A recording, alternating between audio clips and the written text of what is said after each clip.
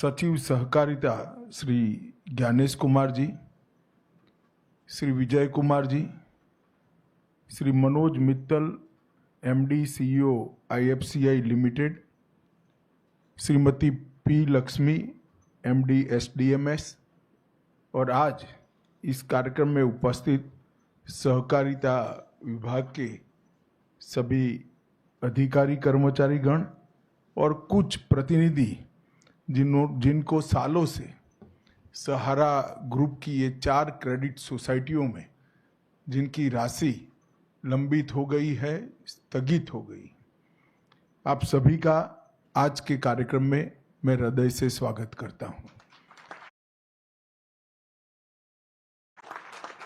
मित्रों, ये छोटा सा परंतु महत्वपूर्ण कार्यक्रम है। ये कार्यक्रम का महत्व 2 दृष्टि से है। एक तो करोड़ों ऐसे लोग जिनकी गाढ़ी कमाई एक 4 क्रेडिट कोऑपरेटिव सोसाइटियों के अंदर स्थगित हो गई। घोटाले का आरोप लगा, कोर्ट केस हुए, एडमिनिस्ट्रेटर अपॉइंट हो गए हैं। एडमिनिस्ट्रेटर अपॉइंट होते ही ईडी, इनकम टैक्स, अलग अलग सरकारी संस्थाओं ने अपने अटैचमेंट कर दिए और ये सब कानूनी लड़ाई में कहीं ना कहीं जो निवेशक है, जिसने अपनी गाड़ी पसीने की कमाई इसमें लगाई है, इसके प्रति किसी का ध्यान नहीं जाता था। और ये कोई पहली ऐसी कहानी नहीं है। कहीं पर भी इस प्रकार के घोटाले का आरोप लगता है या घोटाले होते हैं तो तुरंत ही मल्टी एजेंसी सीजर हो जाता है। और मल्टी एजेंसी सीजर को मैं मानता हूं कि ब्रह्मा जी पर पृथ्वी पर आए तो इसको उठा नहीं सकते, क्योंकि कोई एजेंसी इसमें निवेशक का विचार नहीं करती, अपने अपने इंटरेस्ट का विचार करती है। और इसी के कारण एक बहुत बड़ी असुरक्षा की भावना और अविश्वास की भावना कोऑपरेटिव सोसाइटियों के प्रति बनी।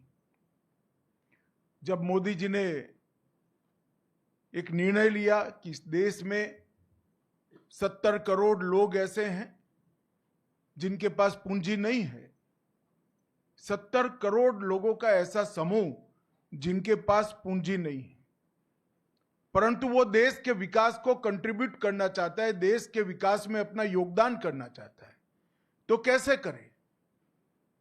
जिनके पास पूंजी नहीं है और कुछ उद्यम करना चाहते हैं, जिनके पास पूंजी नहीं है कोई उद्योग डालना चाहते हैं, जिनके पास पूंजी नहीं है और कुछ प्रवृत्ति करना चाहते हैं, इनके लिए कोऑपरेटिव आंदोलन के अलावे और कोई रास्ता नहीं है।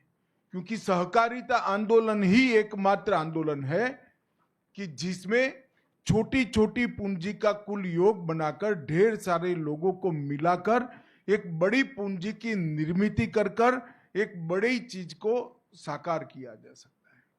मैं आज हमारे यहां जो दूध उत्पादन के क्षेत्र में कोऑपरेटिव क्रांति हुई है उसका मैं जरूर उदाहरण देना चाहता हूं।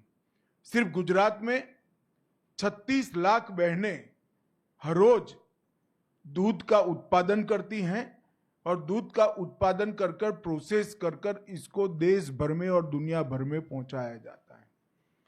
और ये 36 लाख बहनों में से एक भी बहन ने 100 रुपये से ज्यादा निवेश नहीं किया है, सिर्फ 100 रुपया, मगर 36 लाख बहनों ने 100 रुपया निवेश किया है।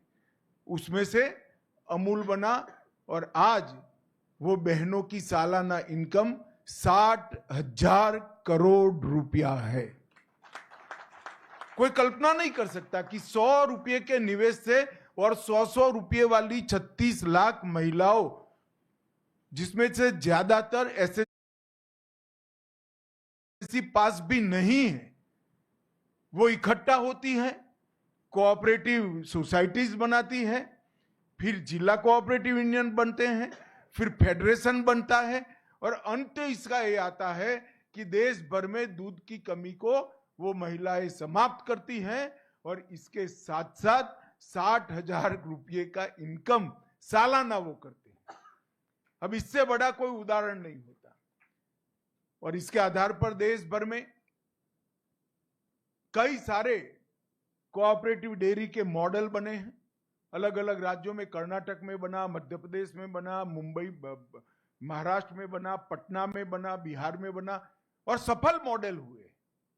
और इस सब का योग मिला लें तो 2.5 करोड़ बहनें आज पशुपालन कर कर देश की दूध की कमी को समाप्त भी कर रही हैं और जीडीपी में कंट्रीब्यूट भी कर रही हैं। ये तो उदाहरण हुआ एक सफल कोऑपरेटिव का, मगर कई बार घपले घोटाले के आरोप भी होते हैं। और जो छोटे छोटे लोग इसमें निवेश करते हैं उनकी पूंजी जाया जाती है सालों सालों तक। सहारा का ही उदाहरण ले लीजिए, कितने सालों तक सुप्रीम कोर्ट में केस चला, सभी एजेंसियों ने इनकी प्रॉपर्टी सीज कर दी, अकाउंट सीज कर दे, एक सीजर हो तो उसका रास्ता निकाले। 7-8 एजेंसियों ने सीजर कर दिए। अब ऐसा जब होता है तो कोऑपरेटिव आंदोलन की विश्वसनीयता, क्रेडिट सोसाइटियों की विश्वसनीयता समाप्त होती है। इसलिए मोदी जी ने जो मंत्रालय बनाया, उसके बाद हमने इनिशिएटिव लिया, सभी स्टेक होल्डरों को बिठाया। इसमें आप लोगों को नहीं बिठाया था क्योंकि आपका रिप्रेजेंटेटिव मैं हूं। जो निवेश करता है उनको नहीं बुलाया था। हमने सेबी वालों को भी बुलाया, ईडी वालों को भी बुलाया, इनकम टैक्स वालों को भी बुलाया, सीरियस फ्रॉड ऑर्गेनाइजेशन वालों को भी बुलाया, सीबीआई वालों को भी बुलाया और अधिवक्ताओं को भी बुलाया, लॉ ऑफिसर्स को भी बुलाया। सबके साथ मिलकर हमने कहा कि हम क्या एक ऐसी व्यवस्था कर सकते हैं जिससे सभी लोग अपने दावों के ऊपर उठकर जो छोटा निवेशक है इसकी चिंता कर सकते हैं। और मुझे आनंद है कि सभी एजेंसियों ने मिलकर एक सुप्रीम कोर्ट में याचिका दायर की और सुप्रीम कोर्ट ने भी एक ऐतिहासिक फैसला लिया कि सभी एजेंसियां जब सहमत है तो एक सुप्रीम कोर्ट के पूर्व न्यायाधीश जी की अध्यक्षता में एक कमेटी बनाई जाए और उनके निर्देशन से ये पारदर्शी भुगतान की शुरुआत की जाए।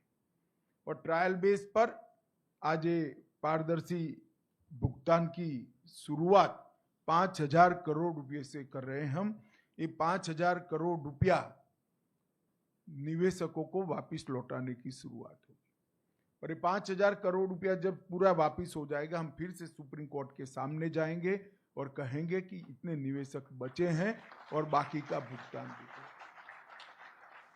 आज जो पोर्टल लॉन्च हुआ है, वो पोर्टल से लगभग 1 करोड़ निवेशकों को, क्योंकि हमने तय किया है कि पहले 10,000 रुपया तक की राशि को हम भुगतान करेंगे। जिनका 10,000 तक का निवेश है वो, और जितना भी निवेश हो उसमें से 10,000 रुपया। ये ट्रायल बेस है और ये पोर्टल के माध्यम से इसको ऑनलाइन सबको निमंत्रित करेंगे। पूरे डेटा को ऑनलाइन कर दिया गया है चारों सोसाइटियों के, और सीरीज ऑफ मीटिंग कोऑपरेटिव मंत्रालय के, सहकारिता मंत्रालय के अधिकारियों ने की है। हमारे जो स्टॉक होल्डिंग के साथी बैठे हैं उन्होंने भी बहुत बड़ा इनिशिएटिव दिया है। मैंने उनको चाय पर बुलाया था, मैंने बोला इसमें कमाई आपको चौनी भी नहीं होने वाली है, मगर ये सेवा का काम है, आप तत्परता से करिए। मैं स्टॉक होल्डिंग का भी धन्यवाद करना चाहूँगा कि इन्होंने बड़े मन से इसमें हमारा सहयोग किया है। और रेड्डी साहब ने भी 3 से 4 बार मीटिंग कर कर इसको गति दी है। मेरा मीटिंग करना तो स्वाभाविक है, मगर सुप्रीम कोर्ट के निवृत्त न्यायमूर्ति जब आपकी परेशानी को समझकर इसके लिए परिश्रम करे, वो हमारे लिए बहुत सकारात्मक संदेश है। मित्रों, लगभग 1,07 लाख निवेशकों को ये पोर्टल के अंदर पंजीकरण करने का अधिकार है, जिनकी पूरी राशि लौटाई जाएगी। और कुल मिलाकर 4 करोड़ निवेशक हैं जिनको 10,000 रुपये तक की राशि प्रथम दृष्टि से उनको वापस दी जाएगी। और ये मैंने कहा ये शुरुआत है। अगर ये सफलता से होता है, और सफलता से होगा उसका मुझे पूरा विश्वास है, क्योंकि पूरी प्रणाली को मैं समझा हूं, इसमें कहीं पर भी कोई गड़बड़ की गुंजाइश नहीं छोड़ गई है और कहीं पर भी जो जेन्युइन इन्वेस्टर है इसको अन्याय होने की गुंजाइश भी नहीं छोड़नी। जिन्होंने निवेश नहीं किया है इसको किसी भी तरह से यहां से रिफंड नहीं मिल सकता, और निवेश जिन्होंने किया है इसको कोई रोक नहीं सकता। मगर बहुत सारे निवेशक ऐसे होंगे जो ऑनलाइन पोर्टल पे शायद ना आ सके, मगर ये बहुत जरूरी है क्योंकि इतने सारे दावों का फिजिकली भुगतान संभव नहीं है। मैं आप सबसे निवेदन करना चाहूंगा कि सरकार ने सीएससी की व्यवस्था की है। सीएससी के माध्यम से आपका ऑनलाइन पंजीकरण करा सकते हैं, वो आपको पूर्णतया गाइड करेंगे। हम प्रयास करेंगे कि देश के सारे सीएससी को ऑनलाइन ये पूरी व्यवस्था भेज दी जाए, वो इसका स्टडी कर आपकी सहायता करेंगे। ढेर सारे लोग ऐसे होंगे जिनके मोबाइल आधार में जो रजिस्टर होंगे वो आपने बदल दिए होंगे, तो इसका भी रजिस्ट्रेशन कराना पड़ेगा, और आपके बैंक अकाउंट का रजिस्ट्रेशन तो करीब करीब सबका हो चुका है। इसमें दो ही प्रमुख शर्तें हैं, एक आधार का रजिस्ट्रेशन आपके मोबाइल के साथ होना और आधार का रजिस्ट्रेशन आपके बैंक अकाउंट के साथ होना।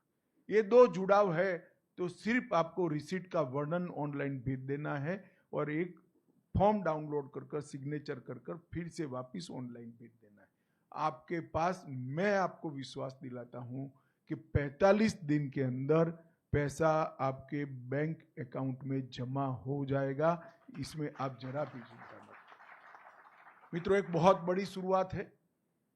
देश में ढेर सारी क्रेडिट सोसाइटियों में घपले घोटाले हुए। पहली बार मोदी जी के नेतृत्व में इतने बड़े घोटालों में पारदर्शिता के साथ आज निवेशकों को पैसा देना शुरू हो रहा है।